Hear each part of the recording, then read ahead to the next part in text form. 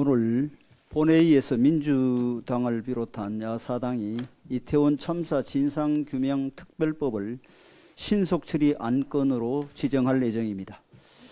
물론 이태원 참사로 인한 유가족의 크나큰 아픔과 사회적 상처를 보듬고 치유해 나가야 합니다. 하지만 지금 특별법은 결코 옳은 방법이 될 수 없습니다.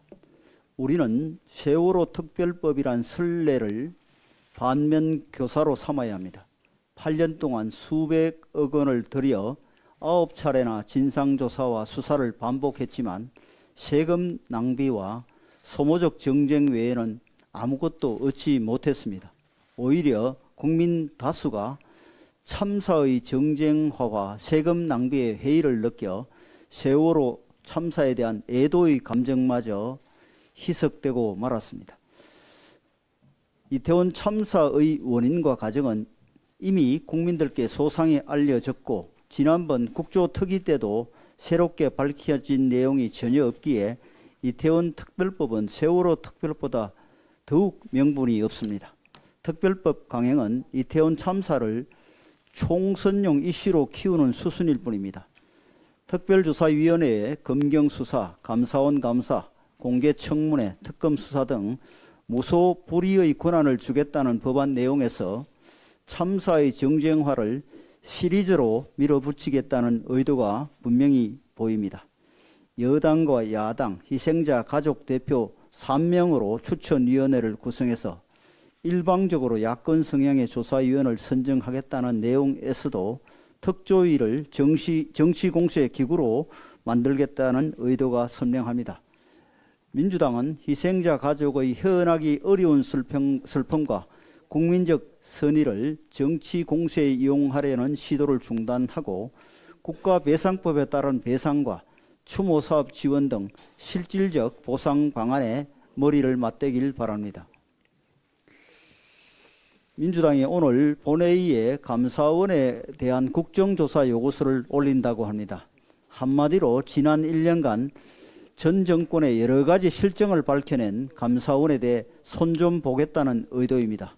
보복과 재갈 물리기 차원에서 국정조사를 추진한다고 밖에 볼 수 없습니다. 민주당의 감사원 의갑은 지난 6월 9일 전현희 권익위원장 복무실태 등에 대한 감사 결과가 발표된 후 본격화되었습니다. 갑질 직원 탄원서 등 총 4개 항목에 관해 주의 조치를 받은 전 위원장은 12일 감사원을 공수처에 고소 고발할 것이라면서 사무총장의 파면을 요구했고 이를 받아 민주당이 14일 감사원 국정조사를 추진하겠다는 성명을 발표했습니다. 이게 국회 다수 의석을 이용한 제19 감사기가 아니면 무엇이겠습니까? 윤석열 정부 출범 이후 민주당은 국민의 공당으로서의 자세를 버리고 다수 의석을 악용해 무소불위의 부당한 권력을 행사해 왔습니다. 습관적으로 장관 해임 결의안을 내고 정치적 계산에 따라 국정조사를 강행하며 온갖 악법을 강행 통과시키고 부패 혐의가 분명한 자당 소속 의원 체포 동의안을 부결시켰습니다. 이제 나라의 청렴과 국정의 효율을 책임지는 독립적 헌법기관에 대해서마저 마음에 안 든다고 국정조사의 칼을 함부로 휘두르고 있으니 국민 주권을 빙자해 헌법을 파괴하는 행위와 다름없습니다. 국민들께서 엄중히 지켜보고 있음을 명심하시기 바랍니다. 지난 28일 민주당은 농해 수위에서 후쿠시마 오염수 방류 계획 철회 촉구 결의안을 단독 통과시켰습니다. 사전에 의사일정 조율도 없었고 합의도 되지 않은 민주당의 독단적 일방적 결의안입니다. 여야가 합의가 이루어지지 않았다면 국회가 아닌 당 차원의 성명을 발표하면 될 일이었습니다. 더욱이 민주당은 이 결의안에 자당 원내대책위에서 발표한 7대 제안을 포함시켜 오늘 본회의에서 통과시키겠다고 합니다.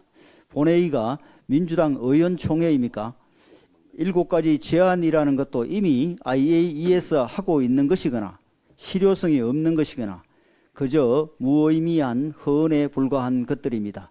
예를 들어 환경영향평가와 국제사회의 객관적 검증은 이미 IAEA에서 행한 것입니다.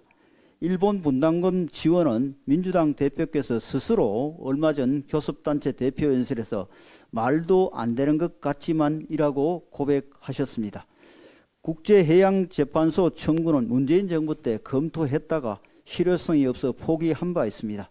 우리나라를 포함해 원전을 운영하고 있는 나라들은 모두 유엔 산하 독립기구인 IAEA가 정한 기준에 따라 원전 냉각수를 바다에 방류하고 있습니다.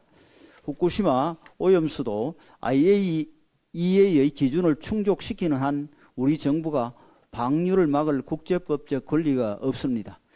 우리의 최우방국들인 미국과 캐나다도 아무런 이의를 제기하고 있지 않습니다. 대한민국이 불량 국가가 아니라 국제사회의 책임 있는 일원이라면 국제사회의 기준에 따라 행동할 수밖에 없습니다. 민주당은 우리 정부가 일본 정부를 대변한다며 주장하고 있지만 이는 문재인 정부 때도 마찬가지였습니다.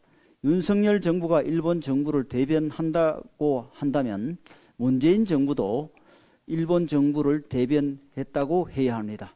민주당의 제안 중에 양국 국민 설득도 있는데 아주 쉬운 첫 번째 설득 방법은 민주당이 즉시 핵폐수 같은 극선동적 극언을 중지하는 것입니다. 또한 민주당은 후쿠시마 오염수 선동을 위한 주말 장외투쟁에 나선다고 합니다. 장외투쟁은 권위주의 시절 의석수가 적은 야당이 원내에서 문제 해결이 난망할 때 쓰던 마지막 카드였습니다. 압도적 다수의 초거대 야당이 입법 폭주도 모자라 교통지역 민폐 시 어민볼목 거리 정치와 선동에 올인하는 행태를 당장 멈추시길 바랍니다.